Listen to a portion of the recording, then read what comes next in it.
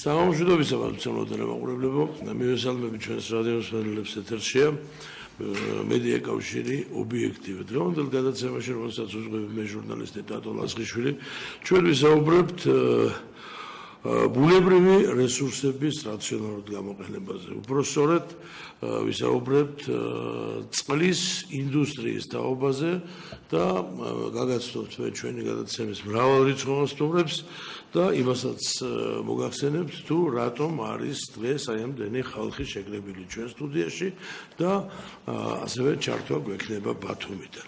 მე მინდა გაგაცნოთ ჩვენი გადაცემის სტუმრები, ქალბატონებით დავიწყებთ.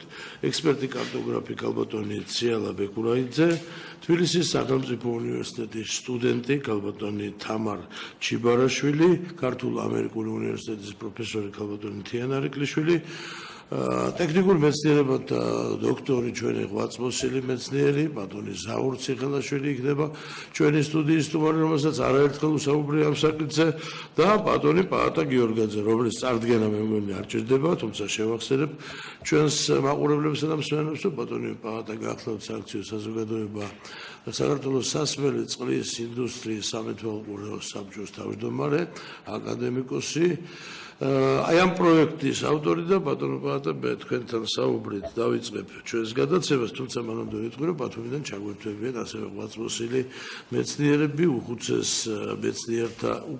ექსპერტთა ლიგის ხელმძღვანელი ბატონი თამარ ცინცაძე და პროფესორი ნოდარ ჩხეიძე, რომელიც ასევე ხშირად საუბრობს ხოლმე ამ საკითხზე. ბატონო პაატა, ჩვენი მაყურებელი და მსმენელი ალბათ მიაჩვია იმას, რომ ჩვენ ვსაუბრობთ სასმელი წყლის ინდუსტრიაზე, მის მნიშვნელობაზე და საერთოდ იმაზე, თუ რაოდენ დიდი ყურადღება უნდა მიექცეს ქვეყნის ხელმძღვანელობის ხელისუფლების მხრიდან ბუნებრივი რესურსების რაციონალურ გამოყენებას, რამე თუ ამ რაციონალური გამოყენების გარეშე ბუნებრივი რესურსების არც ერთი ქვეყანა კრიზისიდან არ გამოსულა. ჩვენ არაერთხელ გვისაუბრია ამერიკის შეერთებულ შტატებზე, რომლის პრეზიდენტი დიდი დეპრესიის დროს უპირველეს და უმთავრეს საკითხად, ერთ-ერთი უმთავრეს საკითხად სწორედ ამას აპირებდა.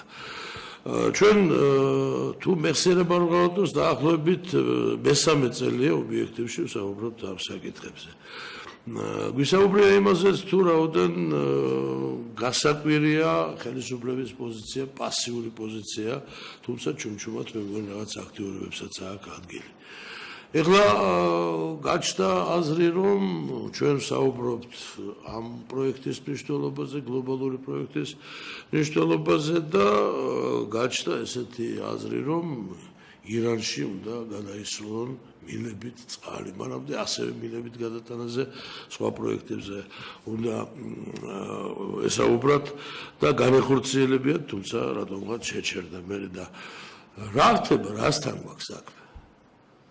მე ვიცი, რომ დღეს მოსული სტუმრები არიან აღშფოთებული ამ საკითხით და ყველა გთხოვა ჩვენ, რომ ცალ-ცალკე წარმოეჩინათ თავიანთი პოზიცია. ხომ არ დავიწყოთ ახალგაზრდებით, რომ ქალბატონი თამარი რატომ მოვიდა ასეთი აღშფოთებული ამ სტუდიაში და თქვენ მოგცემთ სიტყვას. მადლობა სტუდიაში მოწვევისთვის. ძალიან დიდი მადლობა კიდევ ერთხელ იმისათვის, რომ თქვენ ჩვენი ქვეყნის სატკივარი გტკივათ, იმიტომ რომ ეს მართლაც რომ სატკივარია. მე როგორც ახალგაზრდა სტუდენტი დაახლოებით წელიწადნახევრის წინ გავიგე ზოგადად, რომ არსებობდა ასეთი პროექტი, წყლის პროექტი, წყლის ინდუსტრიის პროექტი საქართველოში და ძალიან გამიხარდა, ვინაიდან მე ვარ პროფესიით გეოგრაფი და ყოველთვის განვიცდიდი იმას, რომ ჩვენი ქვეყანა არ იყო ეკონომიკურად განვითარებული და ეკონომიკურად ძლიერი იმ ფონზე, როდესაც ჩვენი ქვეყანა არის ძალიან პოტენციური რესურსებით მდიდარი, მით უმეტეს წყლის რესურსებით, რომელიც უპირველესია სხვა რესურსებს შორის ჩვენი ქვეყნის მხრიდან მსოფლიო დონეზე. აღშფოთებული ვარ იქიდან გამომდინარე, რომ რატომ არ შეიძლება გამოვიყენოთ ეს რესურსი ჩვენს ქვეყანაში წარმოებით. რატომ უნდა გავიდეს თუნდაც მილებით ეს წყალი სხვა ქვეყანაში, ეს ჩვენი საკუთრებაა. ძალიან გული მტკივა, იმიტომ რომ მე არ მინდა რომ შეერმუცელა მონავი იყოს სამომავლოდ. მე ვარ მომავალი თაობა, რომელსაც ჭირდება ძლიერი ეკონომიკა. არ მინდა რომ ჩვენი ქვეყანა 30 ვერცხლად გაიყიდოს, რომელიც დაუბრუნებელი იქნება.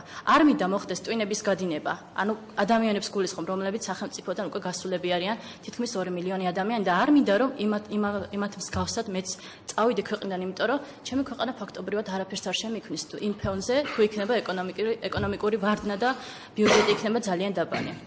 ბატონო პაატა, მე მიჩნდება კითხვები. არა მარტო თქვენს წინაშე, პროფესორების წინაშე, არამედ სახელმწიფოს წინაშე, რომლებიც არიან სათავეში და რომელთა ვალიც არის უპირველესი, რომ ჩვენი ქვეყნისთვის იზრუნონ. ძალიან გთხოვთ, ყველას მოუწოდებ, დაასხდნენ ყველანი ერთად და იზრუნონ სახელმწიფოს წინსვლისთვის, სახელმწიფოს წარმატებისთვის, იმიტომ რომ ეს სახელმწიფო არის ხალხის. მართალია ჩვენი ქვეყანა უნდა თუ ქართველოთ და უყოლაფროთ, მაგრამ არავითარ შემთხვევაში ჩვენ ახალგაზრდები ამას ნამდვილად არ დაუშვებთ და ჩვენი წყალი, საქართველოს კუთვნილი წყალი იქნება საქართველოში, იქნება აქ ინდუსტრია და ყოველგვარი მილების გარეშე გავა სხვა ქვეყნებში. დიდი მადლობა, ძალიან მწვავე დასაწყისია გადაცემისა. ბატონო პაატა და დიახ, მე ივანე ჯავახიშვილის უნივერსიტეტი ოდესღაც ოდითგანვე იყო სამჭედლო ეროვნული თვითმყოფადობისა და თვით ადამიანების ახალგაზრდა თაობის მამული ენასარწმუნოებისთვის თავდადების ერთ-ერთი სანიმუშო ახალგაზრდობა მოდიოდა ოდითგანვე და ეს არის ტაძარი სამჭედლო, სადაც სწორედ ამ ნიშნით, აი ამ ნიშანდობლივი თვისებების ადამიანები იყრიან თავს და შემდგომ ისინი ასახვას პოულობენ თავიანთი საქმიანობის, დარგობრივი საქმიანობების მიხედვით, სპეციალობების მიხედვით ეროვნულ ეკონომიკაში.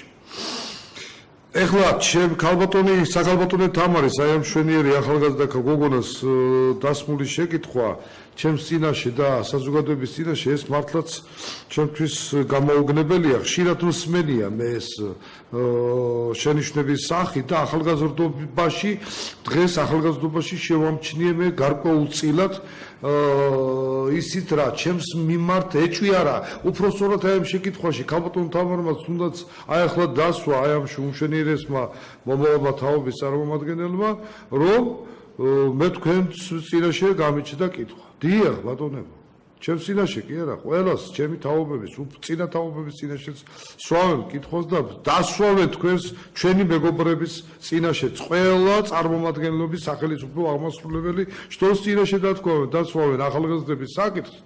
კრიტიკულად მისვავენ მე უკვე კარგახანია საკითხს, რომ რამე თუ მე ხო არა ვარ ჩართული და ჩემი მეცნიერთა ჯგუფი, ჩვენი საქართველოს სასმელიწმის ინდუსტრიის პროფესორ მეცნიერები და ცნობილი საზოგადო მოღვაწეები ხო არ გავწყდით და ხო არ აი ამ პროექტის არსებობა კიდევ ერთხელ ვიმეორებ. ჩვენთვის ცნობილი იყო. არაერთ გზის იქნა დასკვნა ექსპერტულ დონეზე სამეცნიერო უმაღლეს წრეებში. როგორც საინჟინრო აკადემიის პრეზიდიუმის დადგენილებები არსებობს, ასევე მეცნიერებათა ეროვნული პრეზიდიუმის დადგენილები და სოფლის მეურნეობის მეცნიერებათა აკადემიის პრეზიდიუმის დადგენილებებიც. პირველი ვით ჩვენ ხმა ავიმაღლეთ, ეს იყო ცხონებული ლევან მახველაძის, ივერი ფრანგიშვილის, ლევან ხარატიშვილის და სხვა ცნობილი ბუაჩიძეების, გურამ და იოსებ ბუაჩიძეების სიცოცხლეშივე დაიდო ექსპერტული დასკვნა, რომ ეს არის ქვეყნის დამღუპველი მილებით წყლის გატანა საქართველოს არეალიდან, ეს არის ქვეყნის ეკონომიკური სიკვდილის, ეკონომიკური მკვლელობის თვალსაზრისით. და ამას ყოველთვის აღიქვავს მოსახლეობა რაღაც საშინელ დიაპაზონის მქონე დამღუპველ პროექტად. სწორიც არის ნედლეული ჯერ კონსტიტუციის სახით არ უნდა იყიდებოდეს. ამაზე მეცნიერები ისაუბრებენ, უფრო ღრმად ჩახედულია ქართულ-ამერიკული უნივერსიტეტის პროფესორიც კი ამბობთ, ექსპერტი პროფესორი ქალბატონი ციალაბექურაიძე სიტყვის რა თქმა უნდა და ჩემს ირგვლივ გაჩნდა ბევრი შეკითხვები. რამე თუ მე ხო არ უწყობ ხელს აი ამ მალულად თუ რაღაც იატაკქვეშეთიდან აი მილების გატანას. ან ვინმე ჩემი თანამოაზრე, ჩემი ცნობილი თანაავტორი, მეგობრები და მეცნიერები საზოგადო მოღვაწეები. მიცეთ ჯერ საშუალება. კი ბატონო. არც ერთ შემთხვევაში ბატონო ტატო, მე არ დაუშვებ რომ ჩემ მეგობრებზე ჩემს მე ერთი წუთით არ მიღალატია ჩემი ქვეყნისთვის და ვიბრძვი ჩემი ქვეყნის ეკონომიკური აღმავლობისათვის. მე მყავს თანაავტორები ბატონი ნოდარ ჩხეიძე, პროფესორი ნოდარ ჩხეიძე, სხვათა შორის ის ეხლა აჭარის ტელევიზიით აი ამ ტელეხიტში მიღებულობს მონაწილეობას. მრავალგზის მიწვეული ვიყავი სხვადასხვა რეგიონების მოსახლეობას შევხვდი, ერთ-ერთი პირველთაგანი იყო აჭარის რეგიონების მოსახლეობას შევხვდი და შემდგომში რა მოყვა აი ამ ყველაფერს რა დიაპაზონით იქნა რეაგირებული ხელისუფლების მხრიდან. მე არავის არც ერთ შემთხვევაში არჩევნების პერიოდში ჩემს ქართული ოცნების და ჩემს მეგობრებს და ჩემს თანამოაზრებს და არც ერთ შემთხვევაში მთავრობის ხელმძღვანელებზე მე ამ ეტაპზე არ ვიტყვი დამთავრდება არჩევნები და მოგვიწევს ყველას ახალგაზრდა თაობის წინაშე, ვისაც დანაშაული და ღვაწლი ექნება მიღებული, მოგვიწევს კითხვებზე პასუხის გაცემა. თემა. ამიტომ განარჩეთ თქვენ და მე გავცე პასუხს. მაშინ რაკი ბათუმის სტუდიის სტუმრები ფაქტობრივად წარგვიდგინეთ, მე შევახსენებ, რომ ბატონები ნოდარ ჩხეიძე და თამას ცინცაძე არიან ბათუმის სტუდიაში და ბატონო თამას, რამდენადაც მე ვიცი, თქვენ წერილს კი გაუგზავნეთ საქართველოს მთავრობის ხელმძღვანელს აი ამ პროექტთან დაკავშირებით და ხომ არ მოყვა რაიმე რეაგირება მთავრობის მხრიდან? უპირველეს ყოვლისა მინდა მივესალმოთ ობიექტივის მაყურებელს და სტუმრებს, რომლებიც დღეს სტუდიაში მობრძანებული არიან.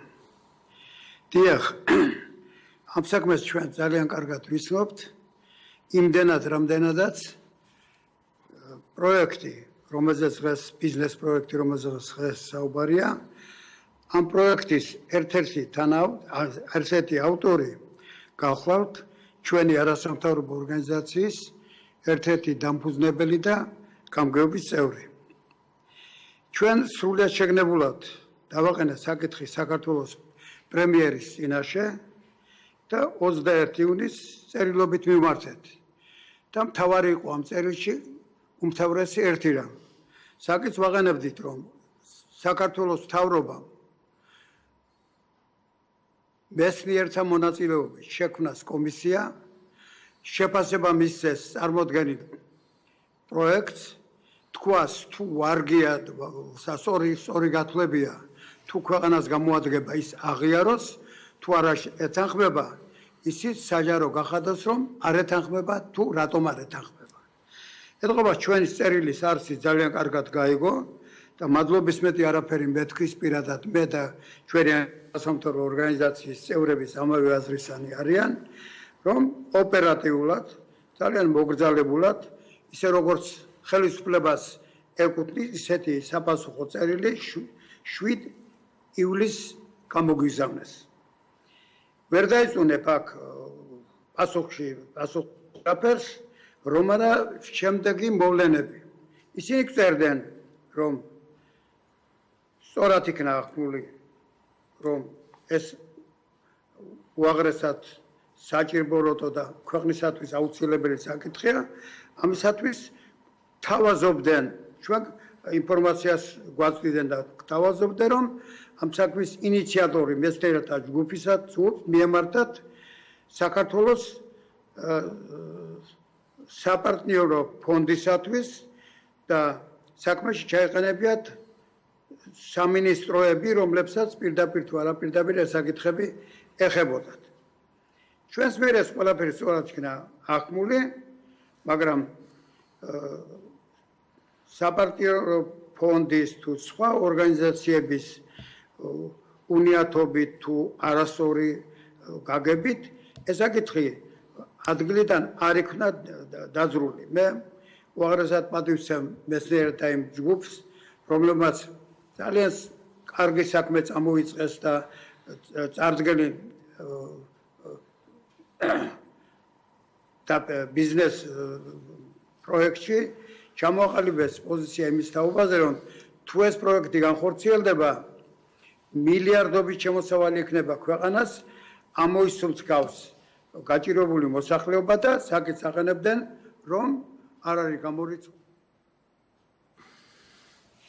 რუჩას ხარვიზე კავშირში კალოდონთეა თქვენი პოზიცია მაინტერესებს, რადგანაც ვიცი, რომ თქვენ მარტო საკუთარ პოზიციას არ წარმოაჩენთ ამ გადაცემაში და თქვენი კოლეგა მანდილოსანი მეცნიერების პრინციპული პოზიცია მინდა თქვენის მეშვეობით გავაცნოთ ჩვენს მაყურებელსა და მსმენელს. მე წარმოვადგენ საზოგადოებას საქართველოს ინჟინერ-მშენებელ ქალთა ასოციაციას და მე მინდა ვთქვა, რომ სამი საკითხია აქ. პირველი ის, რომ კონსტიტუციურად დაუშვებელია რესურსის გადინება ქვეყნიდან. მეორე, ეკოლოგიური ფაქტორი, იმიტომ რომ ეკოლოგიურადაც ეს ძალიან დიდ კატაკლიზმებს გამოიწვევს. და მესამე, ეკონომიკური მიდგომა. იცით რა არის, თამარმა აღნიშნა, რომ მართლა 30 ვერცხლად არ უნდა გავიყიდოთ ჩვენ. არ შეიძლება რომ ქვეყანას სადაც საკმაოდ დიდი პოტენციალი და საკმაოდ დიდი ბუნებრივი რესურსი გააჩნია, აი ასე ერთი ხელის მოსმით გავანადგუროთ ჩვენი რესურსი და გავანადგუროთ ჩვენს მომავალ თაობებს. ამიტომ იცით რა არის, მე მინდა რომ მართლა მოხდეს კომისიის შექმნა, მართლა მოხდეს იმ ადამიანების მიერ გადაწყვეტილების მიღება. საზოგადოების 80%-მა იცით არ იცის ამ საკითხთან დაკავშირებით არანაირ ინფორმაციას არ ფლობს. და ეს ყოველად მიუღებელია, იმიტომ რომ თვითონ საზოგადოება უნდა იყოს ინფორმირებული ყველანაირად. რაც შეეხება ბუნებრივი რესურსის გადინებას, ახლა არავინ არ უშლის ხელს, რომ თქვა პროდუქცია გაედინოს საქართველოდან. ჩამოვასხან საწარმოები შეიძლება, რომ საწარმოები ავაშენოთ, საწარმოები შევქმნათ და წარმოება მოვახდინოთ წარმოების გატანა ქვეყნის გარეთ. აი გარდა ამისა, ეკოლოგიური მხარე მინდა მე ავღნიშნო, იმიტომ რომ ეკოლოგიური მხარე ძალიან დიდ კატაკლიზმებს გამოიწვევს ამ შემთხვევაში, იმიტომ რომ გლობალური დათბობის პროცესი უკვე დაწყებულია. გლობალური დათბობის პროცესში ის რესურსი, რაც ჩვენ ფაქტიურად უნდა გადაგვარჩინოს, საქართველოს უნდა გადაარჩინოს, ფაქტიურად ამას ერთი ხელის მოსმით ჩვენ ვანადგურებთ, ჩვენ თვითონ ვანადგურებთ. ამიტომ დაუშვებლად მიმაჩნია, ყოველად დაუშვებლად მიმაჩნია ამ პროცესის დაწყება. მილებით წყლის რესურსის გადინება. თქვენ ხომ არ წაგვაშორებდით თქვენს პოზიციას აი ამ პროექტთან? აუცილებლად მშვიდად საუბრის ჟამი არ აქვს ახლა და მარტო არ არის ახლა ეს აქ გადასაწყვეტი. აი თქვენ კითხეთ რომ წერილების პასუხიო. სათვალავი არ აქვს წერილებს, რაც მთავრობაში შედის. კითხვით, რატომ ჩერდება სასმელი წყლის პროექტი? სათვალავი არ აქვს. და აი ეს პასუხი, როგორც აჭარაში უხუცესებმა ვერ გაიგეს, რაც მისწერეს, აი ისეთი არაობიექტური, ისეთი საფუძველს მოკლებული პასუხებია და ძაღლის თავი თურმე სად ყოფილა დამარხული, აგერ სახეზე გვაქვს ჩვენს ფაქტი. ხან ამბობენ რომ დიდი თანხა 3 მილიარდი და აგერ ხედავთ რომ ირანელებს თურმე 5 მილიარდი უნდა ჩადონ, თურმე 5 მილიარდი დიდი თანხა არ ყოფილა და ამერიკელთა ინვესტორებთან 3 მილიარდი მეტი ყოფილა. ხან ესე იგი საფუძველს მოკლებული პასუხები და ბოლოს გითხრეს რომ ვიმოძრავეთ ჩვენ დამოუკიდებლად ავტორებისა, იმიტომ რომ ეს ხალხი წლობით დაიღალა და ავიღეთ ჩვენ თავზე როგორც ასე ვთქვათ ქვეყნის ბედთან დაკავშირებით და ხალხის ბედთან დაკავშირებით. და ბოლოს ეს გითხრეს რომ აი ეხლა ვიქმნებითო მსხვილი კორპორაციად უნდა გადავკეთდეთო გაეროსთან ერთადო და მერე ვნახოთო და ნუ ვიფიქრეთ შეიძლება მართლა რაღაცას აპირებენ ესენი. მერე თან თქვეს ამას მსოფლიო ბანკი არ დაგვთავს ნებას. ამ ზაფხულში გაეროც და მსოფლიო ბანკიც გადავაწრიალე რომ იტყვიან.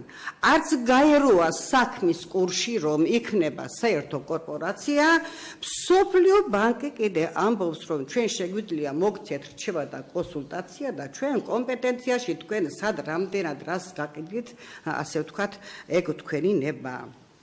ამდენად აი ჩაკეტილი უჯრაში დევს ყოველგვარი რეაგირების გარეშე და ნუ ფაქტი ერთია რომ ეს ედოს საფუძვლად ამას. ეხლა საქმე იმაშია რომ სახელმწიფო ყალიბდება გარკვეულ ტერიტორიაზე გარკვეული მოსახლეობის რაოდენობით, ხო? და ეს ტერიტორია, როგორც ტერიტორია, ისე მისი რესურს ქმნის, ხალხი აწარმოებს და ეკუთვნის ხალხს. ამდენად როთუკი მოხდა რაღაცა 92-13 წელს მოხდა პრივატიზება, გაიყიდა მოხდა ხალხს დაურიგეს 5-ლარიანი ვაუჩერები. ეხლა და ეს ნელ-ნელა მიდის მიწა, ტყე, მდინარე, ყველაფერი იყიდება, რომელიც ხალხის საკუთრება. მიწა ეკუთვნის ხალხს, წყალი ეკუთვნის ხალხს. აი ეს პროექტი, სასმელი წყლის პროექტი რამდენჯერ ვამბობთ, რომ საქართველოს მთელ მოსახლეობაზეა გათვლილი და ახლა ვიღაცა ბოდიში და სვაბებმა რომ გაიგეს, რომ აქ ფული გაკეთდება და ამხელა თანხა ყოფილა, რა დროს ხალხია ჩვენი ჯიბები გავსებული არ არისო კარგადო და აი ამიტომაც ესე იგი ჩასჭირეს ხელი. აქედან გამომდინარე ეს ყველაფერი მიზეზები, რაც საპარტიო ფონდმა გამოგვისტუმრა და გვეუბნებოდა, ოღონდ ოფიციალური პასუხი ვერ ვეღირსეთ 1.90 წერილის პასუხი სხვადასხვა საქართველოს რეგიონებიდან. წერილობით არ წერენ სიტყვიერი საფუძველს მოკლები. ეს ყველაფერი კალბი აღმოჩნდა. გაეროც გადამოწმებული მაქვს და მსოფლიო ბანკიც. ეხლა ეს ჩვენი გადასაწყვეტი მარტო არ არის და ბატონმა პაატამ, ბატონმა ზაურმა ამ შეალიეს ამ ქვეყანას და თავის ჯანმრთელობა, თავის ყველაფერი. ამიტომ ეს უნდა გახმაურდეს, რაღაცა უნდა მოვიფიქროთ, სრულიად საქართველოს მოსახლეობას უნდა გავაგებინოთ, უნდა შეიქმნა სახალხო მოძრაობა, ვინაიდან თავისი კუთვნილება ხალხმა უნდა გადაწყვიტოს, აძლევს თუ არა ირანს წყალს და არა კახი კალაძემ ენერგეტიკის სამინისტროში. ამდენად რაღაც უნდა მოვიფიქროთ და უნდა რაღაცა მკაცრი პასუხი გავცეთ, რომ ხელიდან გვეცლება საქართველო, ხელიდან გვეცლება რესურსი, ხელიდან გვეცლება და ესე იგი უარესი გველის შიმშილობა, ციხატაკეს და ყველაფერიც. და ამას უნდა გარკვეული შემუშავება, გარკვეული ასე ვთქვათ ინფორმაცია საქართველოს მოსახლეობაზე და მე მაგალითად ქალამნებს ჩავიცმევ და გავაკეთებთ იმას, რომ საქართველოს მოსახლეობა გამოვიყვანოთ, მაგრამ ჯერ კიდევ მიუხედავად ყველაფრისა, ჩვენ მთავრობას არასოდეს დავპირისპირები ვართ, იქნებ მართლა პრემიერის საქმის კურსში არ არის, იქნებ ბიძინა ივანიშვილის საქმის კურსში არ არის. აბა რომ მოვიდა ბიძინა ივანიშვილი ეს აღფრთოვან და რამხელა რესურსი ქონოდა 4 წელიწადზე გავიდა, იქნებ ყურადღებიდან ასე ვთქვათ გამოეპარა. ამიტომ ვფიქრობ, რომ ჯერ მიუმართოთ საბოლოოდ მოგცენ პასუხი და თუ არ მოგცემენ, ჩვენ არ უპირისპირდებით, ხმავს ავტეხავთ, რომ მოგვაქციონ ყურადღება. და აი ამის მექანიზმებს შეიმუშავებთ ახლა. ბატონო ზაური, ბოდის მოგირთით, მაგრამ ბათუმის სტუდია ჩაგვერთო და იქნებ გამოვიყენოთ ეს მომენტი და ბატონო ნოდარ, მოგესალმებით. ჩვენ სწორედ მაშინ შევხვდით პირველად ერთმანეთს, როცა ამ პროექტის განხილვა მიდიოდა მეცნიერთა ჯგუფში, არაერთხელ მიგიღიათ მონაწილეობა ჩვენს გადაცემაში. ბატონ პაატასთან ერთად ძალკეთ და გისაუბრიათ იმ სიკეთეებზე, რაც ამ პროექტს ანახლავს და პრობლემებზეც, რის გამოც ეს პროექტი ყონდება. მე გულწრფელად გეტყვით ბატონო პაატა და ჩემო ძვირფასო სტუმრებო, რომ მე საბოლოო ჯამში არ მეგურება ძალა, რომელიც ამ პროექტს გააჩერებს, იმიტომ რომ ხალხს მართლა ვერ დაუდგება წინ. თქვენი აზრით, ბატონო ნოდარ, რა უნდა გაკეთდეს ამ ეტაპზე, როცა აი ესეთი პასუხი მოდის მთავრობის პირველი პირის კანცელერიიდან. მაინც ხო არ ფიქრობენ, რომ მეცნიერების მოთმინება არის უსაზღრო და აი მიწერ-მოწერის რეჟიმში ყავხართ გადაყვანილი ერთად გადაცემაში ამერიკელ ინვესტორთან მიმოწერაზე ვსაუბრობდით ბატონი პაატადამე და 776 წერილი იყო. და აი რას ფიქრობთ ბატონო და გამარჯობათ, მოგესალმებით ბატონებო, დღეს წყალზე ვლაპარაკობთ, მაგრამ ბათუმში საოცარი წყალი გვაქვს. ძალიან დიდი წვიმა იყო და ბათუმი ნახევარი დატბორილია. ძლივს მოვედით სტუდიამდე. რა მინდა გითხრათ? წერილი, რომელზეც ბატონი თამაზი ლაპარაკობდა, მე მიმაჩნია, რომ ეს არის უბრალოდ აი რუსულ იმას ტერმინს ვიხმარ ატპისკა. იმიტომ რომ წერილში არგუმენტირებული არ არის არაფერი იმის გარდა რომ თქვენო გადაეცითო ეს მასალებიო და თხოვეთო საპარტნიორო ფონდს. იქ სხვათა შორის წერია რომ საჭიროა უცხოელები მოვიწვიოთ, რომ შეისწავლონ საქართველოს წყლის მარაგები, მისი ხარისხი და ასე შემდეგ და ასე შემდეგ.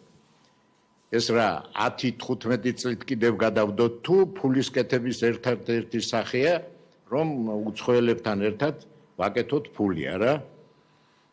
რატომ არ შეიძლება რატომ არ ჯერავთ ჯერ ერთი თავრობას საქართველოს ქართველი მეცნიერების მიერ გაკეთებული საქმისა, ეს ერთი და მეორე, რატომ არ უნდათ ქართველების მიერ გაკეთებული პროექტი, რომ წავიდეს ცხოვრებაში და მიღებული იქნას ყველას მიერ. ეს მეორე და ერთს კიდევ დავამატებდი ბატონო ტატო იმას, რომ ცხოვრებაში ყველაფერი ხდება, ყველაფერი ძალიან საოცრად დინამიურად მიდის, მაგრამ რატომღაც ამ პროექტის 14 წლის განმავლობაში ეს პროექტი ვერ დავძარით ადგილიდან. გაკვირვებული ვართ უბრალოდ, არავითარი პასუხი, არც ცუდი, არც კარგი, არც ვერ გავაკეთებთ, არც გავაკეთებთ. რაღაც ხომ უნდა იმოქმედოს, არა ხელისუფლებამ.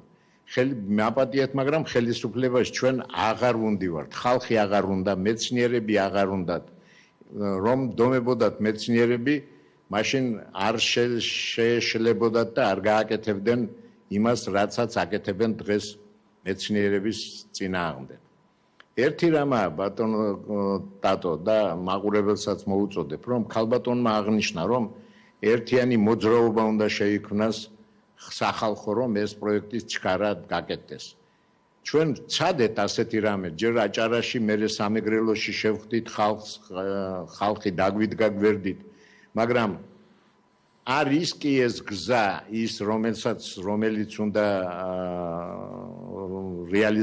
რომელიც რეალიზაციაში მოიყვანს ამ პროექტს, არ მგონია, იმიტომ რომ ბოლო-ბოლო მაინც თავრობის გადასაწყვეტია ყველაფერი. თუ თავრობას არ უნდა ნახავს 50 და 100 სხვადასხვა ვარიანტის მაპატიეთ ისევ ატფისკას, რომ არ გაკეთდეს,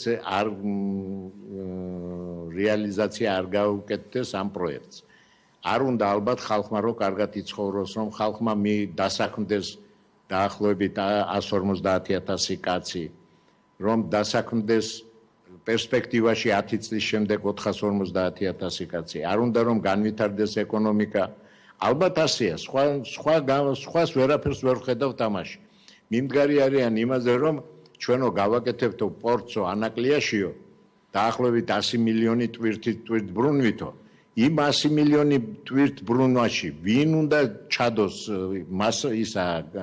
რა ტვირთი უნდა ჩაიდოს იქა, თუ არა წყალი, თუ არა ის რასაც ჩვენ ვამბობთ რომ გაკეთდეს. ეს ერთი და მეორე, შეიძლება მე ცოტა გამიგრძელდა, მაგრამ მაინც უნდა ვთქვა, რომ ჯერ კიდევ 2002, 2003 და 2004 წლებში იყო 4-ში არა, 3-ში იყო ასეთი მოწოდება, რომ მივცეთ ირანელებს კახეთიდან წყალი, მიწისქვეშა წყლები.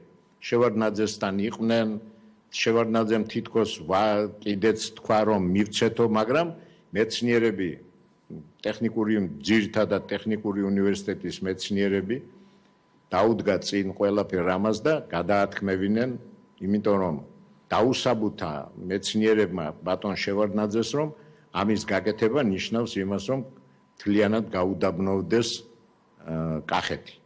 ეს ერთი. მეორე, სადა გვაქვს ჩვენ იმდენი წყალი დასავლეთში, რომ სხვას მივცეთ. ეს მე და კიდევ ერთი. თუ კი ირანს უნდა ძალიან თუ უნდა წყალი არა, მივცეთ ზღვის წყალი.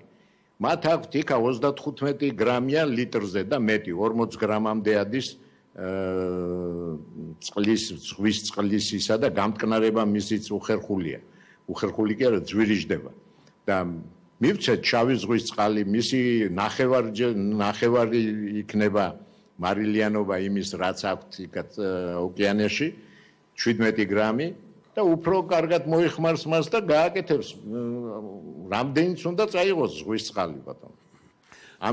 რატომ არ შეთავაზენ ეს პროექტი მე მიგვირს, იმიტომ რომ რაღა უცხოელმა მეცნიერებმა არ შესთავაზეს, ალბათ და თქვენ როგორ ბრძანეთ, ქართველი მეცნიერებისა ვაინც არ სჯერათ და ბატონო დადო, მე მუშაობდი იმ ინსტიტუტში, სადაც წყლის პრობლემებზე მუშაობდნენ. თქვენ კარგად მოგეხსენებათ და ზღვის წყლის მით უმეტეს შავი ზღვის წყლის გამტკნარება ეს არის ყველაზე ადვილი პროცესი მემბრანული ტექნოლოგიით. ჯდება 1 კუბომეტრი წყლის გამტკნარება ჯდება დაახლოებით 25-30 კილოვატ-საათი ენერგიის ტოლფასი ენერგია იქნება დახარჯული. რატომ არ შეიძლება ამის გაკეთება, ვთქვათ იმაში, როცა ჩვეულებრივად აორთქლებით უნდა 930 კილოვატ-საათი ენერგია. ეს ყველაფერი კარგია, მაგრამ შევთავაზოთ ირანელებს, შეიძლება რაღაც ფულიც მივიღოთ მაქედან, თუ გააკეთებენ ასეთ რამეს, რომ სასმელ წყალს არ მივცემთ, მდინარის წყალს არ მივცემთ, მაგრამ ზღვის წყალი წაიღოს რამდენიც უნდა. არ არის პრობლემა. 25 მილიარდი კუბომეტრი ჩართვისათვის, საინტერესო საუბრისათვის, ბატონო ზაური. რამდენადაც მე მახსოვს იმ მეცნიერთა ჯგუფში, რომელიც მაშინდელ პრეზიდენტ საქართველოს მაშინდელ პრეზიდენტ ედუარდ შევარდნაძეს შეხვდა, თქვენც იყავით და თქვენს ჰქონდათ თვერი არგუმენტები თუ რა ზიანი შეიძლება მოუტანოს საქართველოს აი ამ მილებით წყლის გადატანამ.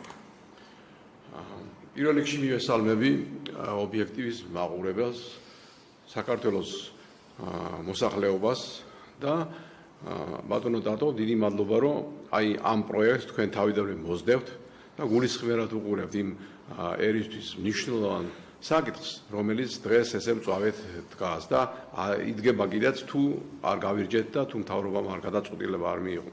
პროექტი ჯერ ორ სიტყვას ვიტყვი ამ პროექტზე მაინც ბატონმა ნოდარმა, ბატონმა პაატამ და ჩვენ თავიდან მოვდივართ ამ პროექტის საწესებში, ბატონი პაატას ხელმძღვანელობით იყო ეს ყველაფერი თავიდან დაწყებული და აი დღესაც კი მზარავს ეს ფაქტი, ლაპარაკი, საუბარი მაღიზიანებს და ნერვიულად რომ რატო ამ პროექტზე არ ხდება ნაბიჯების გადადგმა მაინც და მაინც, რომელიც ერისთვის მართლა სასიკეთოა და ეკონომიკური გაძლიერების ერთადერთი წყაროა, ესე მე ვიტყოდი ამას, იმიტომ რომ ამაზე კარგი რესურსი მარიამ ღვთისმშობლის წილ ქვეყანაზე არ აქვს ჩვენ სხვა რესურსი.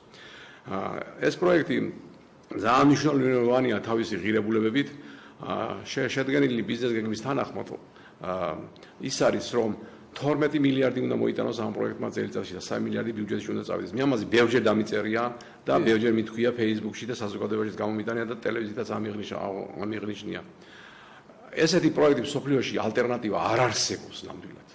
და საერთოდ საქართველოს რომ მდიდარია წყლის რესურსებით და უნიკალური წყლის რესურსებით ხარისხობრივი მაჩვენებლებით, ეს მართლა უნიკალური და გამორჩეულია. აი ამაშია მთელი საქმე, რომ ჩვენი პროექტი როცა ამოქმედება, ამას ექნება უზარმაზარი მოგება ქვეყნისთვის და ბატონო პაატა როგორ არის მოსახლეობის ერთ სულ მოსახლეზე 465,000 დოლარის ქონებრივი საკუთრება მატერიალური დოლარი ექნება დივიდენდის სახით მიცემული. რატო ვაყოვნებთ აი ამ დივიდენდის არა, აქტივების ფლობელი იქნება აქტივების ფლობელი იქნება. აი რატო ვაყოვნებთ ამ ძვირფას საქმეს? ეს სახალხო სახელმწიფოებრივი მნიშვნელობის პროექტია. ამაზე ახლა მე ბევრს არ ვისაუბრებ, ბატონი პაატამ კიდე შეიძლება დაუბრუნდეს ამ საკითხს და რამე არგუმენტები თქვენ. ბატონი პაატა ყველაფერს ბოლოს უპასუხობს, მათ შორის ახალგაზრდობის ახლა ეკოლოგიური თვალსაზრისით ბატონო პაატა თქვენ აღნიშნეთ, რომ ჯერ კიდევ კახეთის პირობებში იყო ალაზის ველიდან 9 კუბური მეტრი წყლის გადანა, ნოდარიმაც ეს აღნიშნა. რომ არ შეიძლება ამ ფილტრატების, ალაზის ფილტრატების ამოღება 9 კუბური მეტრი წამში, ანუ 9 ტონა წამში და გადამიქრეს მილების საშუალებით წაიღონ ეს წყალი. ეს გამოიწვევს ისეთ დეპრესიას, რომ ჩავარდება წყალი ძალიან დაბალ დონეებზე და გაუდავნოვდება ალაზნის ველი. აქედან გამომდინარე, როგორც იქნა მიხვდნენ ამას, რომ არ შეიძლებოდა ჩვენი გამთავგამოდებული არგუმენტებისა და დასაბუთების შემდგომ და რატომღაც შეჩერდა ეს საკითხი. მაგრამ მე კიდევ რამოდენიმე წლების განმავლობაში კვლავ ახლდება ეს ირანის საკითხი. ირანის საკითხი, კაცო, ჩვენ მეზობლობა გვინდა და სიკეთე გვინდა მეზობლებისთვის და მეზობლებიც ალბათ იფიქრებენ ჩვენზე, რომ თუ ჩვენ ესეთი კარგი ხალხი ვართ, თვითონაც რამე მაგიერი გაიღოთ, მაგრამ საქმე რაშია? წყალი ისეთი რამეა, რომ რესურსი პირველად მოხმარდეს თავის ქვეყანას, თავის ქვეყანას და ქვეყანამ უნდა შექმნას საწარმოები, აი როგორც ჩვენი პროექტია, წლის ინდუსტრიის პროექტია და აქედან გამომდინარე მზა პროდუქცია უნდა გავიდეს გარეთ.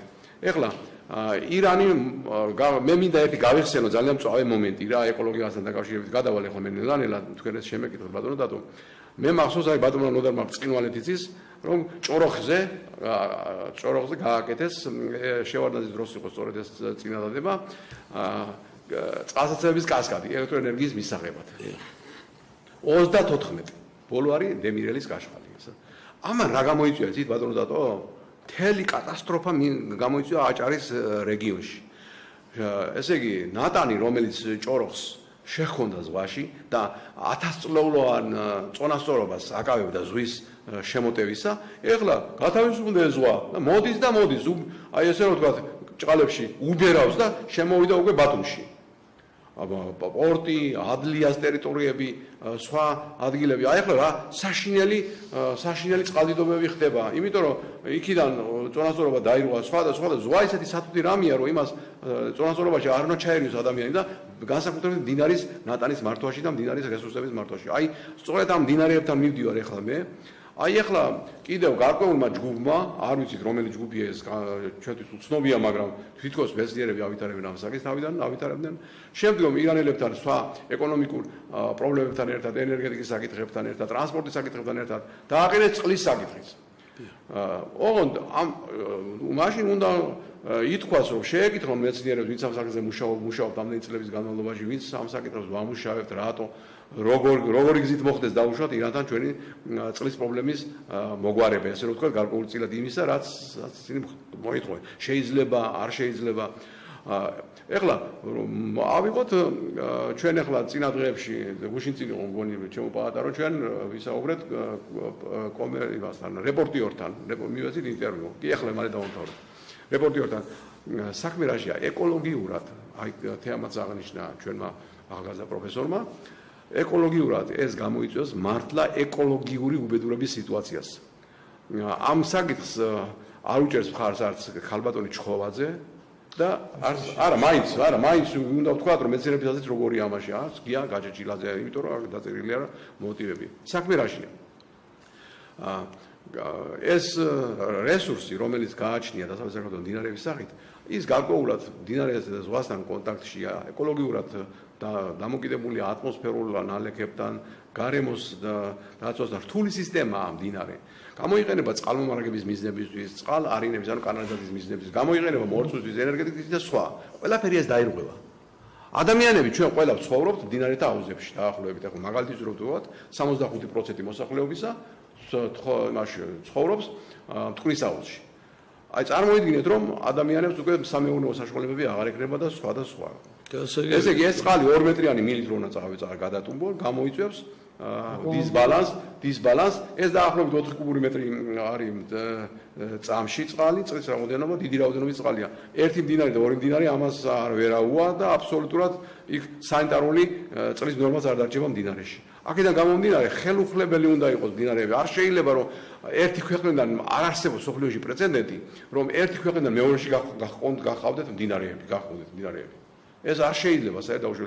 მე კიდევ აგრეთვე არტეზიულ წყლებზე კახეთიდან გატანის თაობაზე, ესეც გარკვეულ წყლის დისპროპორციას გამოიწვევს ეკოლოგიურ თვალსაზრისით. ჩვენ იმიტომ გავაკეთეთ ეს პროექტი და ბიზნეს გეგმა შევქმნით და იმიტომ ყველაფერი დავასაბუთეთ, რომ ჩვენ ინდუსტრია უნდა შევქმნათ. ანუ წყლის წარმოება, სასმელეთო ბუნებრივი წყლის წარმოება. თუ უნდათ აი ბატონო ნოდარი თქვა მესამე გზა რომ ზღვის წყალი გამოიყო. მე შემიძლია კიდე დავამატო ის რომ შეიძლებოდეს ჩამოვასხათ წყალი, იმათ ერთობლივი საწარმო გაკეთდეს და ქვეყანას იმუშაოს ხალხმა იქ დასაქმდეს და ეკონომიკური მოგება მიიღოს ქვეყანამ პროდუქცია, გაიტანონ რამდენიც უნდა მაღაზია ჩვენ ხესაც შეუძლოთ პატა ხო თუ ერთობლივი საწარმო გაკეთდება და ერთობლივი პროდუქცია შეიქმნება. აი ეს ერთობლივი საწარმო შექმნა. ჩვენ შეგვიძლია უნარი გაგვაჩნია. ყოვლა დაუშვებლად მიმაჩნია რომ აი ესე გაუთვალისწინებლად, აი ესე რომ ვთქვათ, ბინძურად, აი ეს იყო კაკას, აი ზუსტად ბოდიში უსულოს წავდა. მიზან შეწყვნილია რომ ჩვენ დაუშვებლად ჩავთვალოთ და კატეგორიულად ვთქვათ რომ ეს არ შეიძლება ამ გზით, რომელსაც ესენი სთავაზობენ და თავრობა რატო ჩვენ არ გვიჭერს ხარს ამ პროექტში. როცა მავნე პროექტს უჭერს ხარ და იმ პროექტს რომელმა 12 მილიარდი და მოიტანოს წელიწადში წყლის ინდუსტრია შეიქმნოს ყველა მუნიციპალიტეტში და სიკეთე სახელმწიფო მნიშვნელობა ამას ხარს არ უჭერს ახსნა არ არის ამას მე არ ვიცი რა მოხდება ამ საკითხზე ალბათ ყველა უნდა იმჯეროს და იფიქროს ეროვნული თვალსაზრისით ეხლანდელი და მომავალი თაობების სასაგებოდ ბატონო პატატო და არა ეხლანდელი აი ეს ვიდეო და მე გაზრდებით ჩვენ დასკვნებს ვიტყვით მე კალოდნავარ ამას თუ დაამატებდით ახალგაზრდული ფთის პოზიციას და მე რამდენიმე წუთი ბატონო პატა იმის რომ შეაჯამოთ ჩვენი დღევანდელი საუბარი 5 წუთი. რა თქმა უნდა. კი მე დღეს წარმოვადგენ სტუდენტურ ახალგაზრდობას, ჩემს უკან ძალიან ბევრი სტუდენტია, ძალიან ბევრი ადამიანია, რომელიც დაინტერესებულია ამ პროექტით. ჩვენ სულ მალე ჩამოვაყალიბებთ არასამთავრობოს, ვინაიდან უფროძლიერად მივაწოდოთ ჩვენი ხმა ჩვენს ქვეყანას და ჩვენს მთავრობას. ეს იქნება საქართველოს ეკონომიკური განვითარების ასოციაცია, რომელიც იქნება სტუდენტებით დაკომპლექტებული. მინდა რაღაც გულის ტკივილი გამოხატო დღევანდელ დღესთან დაკავშირებით, როდესაც სანამ სტუდიაში მოვიდოდი, მე ჩემს უნივერსიტეტს, ჩემს პიონერ უნივერსიტეტს მოვეფერე, მოვესიყვარულე და როდესაც შევედი ფოიეში წარმოვიდგენდი, რომ იქ ჟივლხივილი დამხვდებოდა რაღაც განსაკუთრებული ენთუზიაზმის, იმიტომ რომ სულ მალე დაიწყება სასწავლო წელი, მაგრამ სამწუხაროდ ეს ასე არ აღმოჩნდა და მიზეზი იყო ის, სტუდენტები იყვნენ, თუმცა სხვა მიზნით იქ მისულები. ყველა ცდილობდა, რომ ის გადასახადი, რომელიც უნივერსიტეტშია გადასახადი, ოფიციალურად დაწესებული გადაევადებინა გარკვეულ ვადებში. ეს ძალიან მტკივნეულია. ძალიან მტკივნეული აღმოჩნდა ჩემთვისაც. რატომ უნდა ვიყოთ ახალგაზრდები ამ პრობლემის წინაშე? რატომ უნდა ვავადებდეთ სახებს, როდესაც თუნდაც სახელმწიფო უნდა გვიხდიდეს ყველანაირად? რატომ უნდა იყოს თუნდაც ამ მომენტისთვის შემოდგომა და მე კახელი ადამიანი ვარ, რატომ უნდა იყვნენ კახელი გლეხები ასე დამძიმებულები და ტკივილიანები? რატომ არ უნდა უხაროდეთ ხალხს რთველი? იცით რატომ არ უხარიათ? იმიტომ არ უხარიათ, რომ ჯერ ხომ გვალომ გააფუჭა მოსავალი, თუმცა რაც არის მოსავალი, იმას როდესაც მოკრეფენ, ის აუცილებლად უნდა ჩააბარონ და აღებული თანხა ბანკში უნდა წაიღონ და ისინი ისევ რჩებიან სარჩოს გარეშე ზამთრის განმავლობაში. საქართველოს მოსახლეობის დიდი ნაწილი ბანკებისთვის მუშაობს. და რა თქმა უნდა, ეს სასაცილო ფასია, რამდენადაც უნდა ჩააბარონ თითოეული კილოგრამი, იმიტომ რომ კახელი გლეხის ფასი და იმისი მუშაობის ფასი ვერანაირად ვერ დაფასდება, იმიტომ რომ ეს არის აუწონავი. ეს არის შეუძლებელი. ორი ბატონო პატა, თქვენს განკარგულებაში. მე უღრმესი მადლობა მინდა მოგახსენოთ ყველა თვითოულ თქვენთანაც და დიდი მადლობა მინდა უთხრათ ჩემ ბატონ ნოდარს, პროფესორს, აკადემიკოს, ჩვენს გუნდის წევრს და განსაკუთრებული ყურადღებით მინდა მოვექცე ბატონ თამას. მეცნიერთა, ექსპერტ მეცნიერთა ლიგის თავმჯდომარეს. ბატონ თამას, უბადლოა თქვენი მოძრაობა ამ ერთი წლის მანძილზე ჩართულობაც ხალხის აჭარის სრულიად უმრავლესი მოსახლეობის მხარდაჭერაც და ფუჭად არ ჩაივლის ყოველივე ეს და მე განსაკუთრებით მინდა აჭარას მოვეფერო.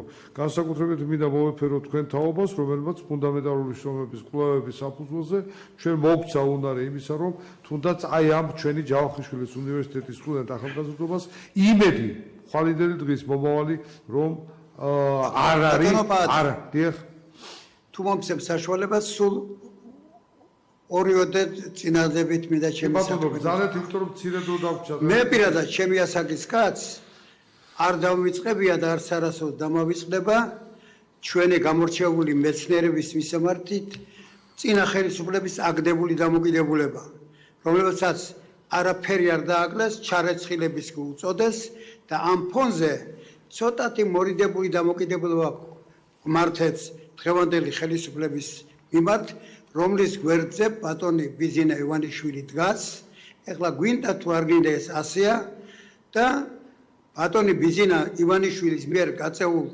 დიდ ქველმოქმედებას სათანადო პატივი უნდა მივაგოთ მე მადავარ დარწმუნებული თუ ეს ასე არ არის მაშინ ძალიან ცუდად ყოფილა საქმე ბატონ ბიზინა ივანიშვილამდე უნდა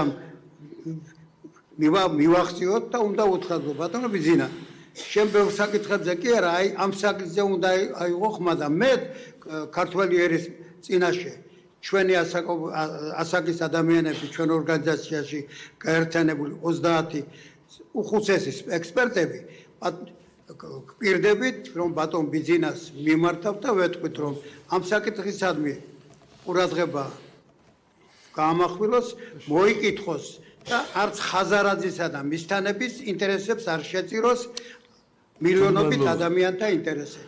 დიდი მადლობა. ბატონ თამას კი მე 1-2 წუთით ბატონებო სრულიად საქართველოს მოსახლეობის საყურადღებოდ არამც და არც მე არ ვაპირებ დღეს ჩემი მეგობარი ხელისუფლების თუნდაც ყველას პრემიერ-მინისტრის განსაკუთრებით ბატონების ბიზნეს მიმართ უდიდესი მადლიერების გზნობა მაგრამ დავფიქრდეთ მომავალი ჩვენ ხელშია ხელისუფლება ეკუთვნის ხალხს და არა ჩვენს მიერ დაქირავებულ ჩინოვნიკებს ამაზე დავფიქრდეთ ძალიან დიდი მადლობა ჩვენი გადაცემა დამთავრებულია კარგად ბრძანდებოდეთ მადლობა